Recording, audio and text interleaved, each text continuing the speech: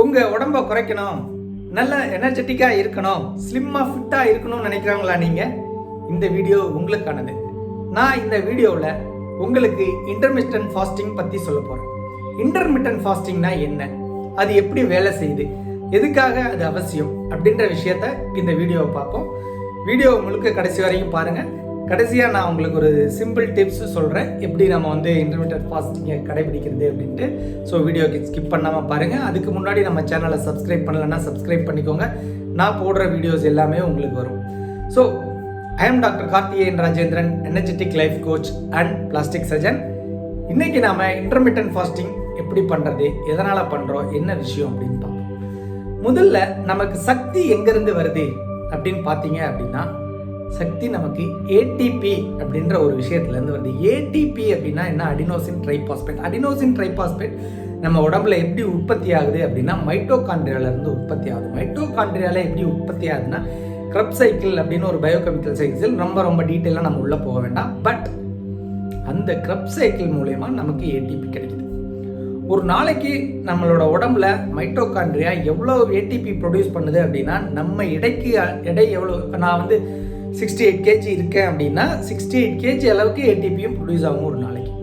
இந்த ஏடிபி எப்படி ப்ரொடியூஸ் ஆகுது? நாம் சாப்பிட்ற உணவுல இருந்து. சாப்பிட்ற உணவுல carbohydrates it's converted into ATP. அது ஆக்சிடேட்டிவ் சைக்கிள்னு சொல்லுவோம். அது கிரப் சைக்கிள் மூலயமா ஏடிபி என்ன ஆகும்? ஏடிபி ஆகும். ஏடிபி எப்படி கிடைக்குது? ஏடிபி ரீசைக்கிள் ஆகி திரும்ப ஏடிபி ஆகும். So this is the energy source. நம்மளோட செல்கள் எல்லாத்துலேயுமே மைட்டோகாண்ட்ரியாஸ் எண்ணற்ற கணக்கில் இருக்குது. ஆனால் அந்த மைட்டோகாண்ட்ரியாஸ் நல்லா வேலை செய்யணும் அப்படின்னா கோஎன்சைம் Q10 தேவை.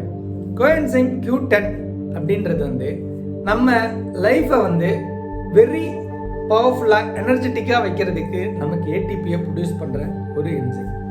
இந்த கோஎன்சைம் Q10 நம்ம எல்லாருக்குமே சிறப்பான ஒரு விஷயத்தை செய்யுது. அந்த கோஎன்சைம் Q10 வேலை செய்யணும்னா நமக்கு பி காம்ப்ளெக்ஸ் மைக்ரோநியூட்ரியன்ஸ் தேவை. அது எதுலேருந்து கிடைக்குது அப்படின்னு பார்த்தீங்கன்னா green leafy vegetables and red meat அப்படின்னு சொல்கிறாங்க. ஸோ எல்லாரும் ஆவலாக இருக்கீங்களா? என்ன இன்டர்மிட்டன்ட் ஃபாஸ்டிங்கை பற்றி பேசாமல் எதையோ பேசிகிட்டு இருக்காரு. Yes, how intermittent fasting is helping to generate ATP. அதுதான் நான் இப்போ சொல்ல வரேன். ஸோ ஏடிபி உங்களுக்கு கார்போஹைட்ரேட்லேருந்து வரும் பொழுது உங்களுக்கு நீங்கள் சாப்பிட்றீங்க, கார்போஹைட்ரேட் கிடைக்குது, கார்போஹைட்ரேட் ஏடிபியாக மாறுது, you are feeling healthy.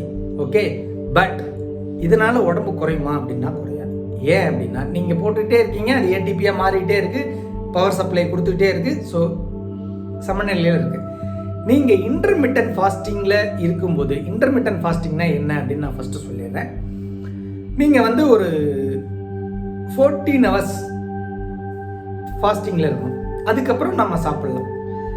Means இப்போ மார்னிங் நீங்கள் ஒரு 7 மணிக்கு சாப்பிட்றீங்க அப்படின்னா காலையில் ஒரு 9 மணிக்கு சாப்பிட்டீங்கன்னா அதுதான் இன்டர்மிட்டன்ட் ஃபாஸ்டிங்.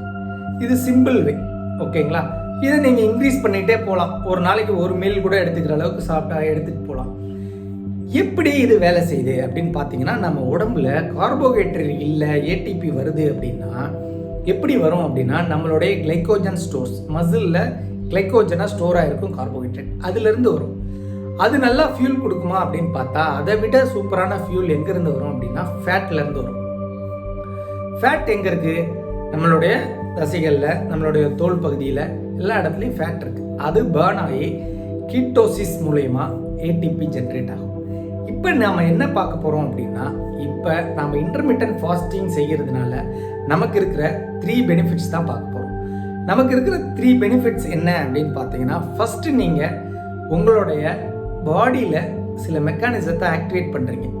ஃபஸ்ட்டு விஷயம் பார்த்தீங்க அப்படின்னா, உங்களோட பாடி மெக்கானிசம் ஆக்டிவேட் பண்ணுறதுனால கீட்டோசிஸ் ப்ரொடியூஸ் ஆகுது. ஃபேட்லேருந்து ஏடிபி வருது, கார்போஹைட்ரேட்லேருந்து வரலாமல் ஃபேட்லேருந்து ஏடிபி வருது.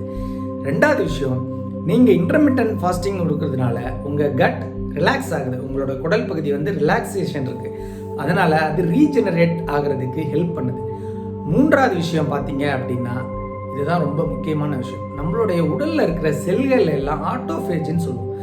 செல்கள் எல்லாமே அதை ரீஜெனரேட் பண்ணிக்கிறதுக்கு, அது ஒரு புத்துணர்வு பெறுறதுக்கு இது ரொம்ப ஹெல்ப்ஃபுல்லாக இருக்குது.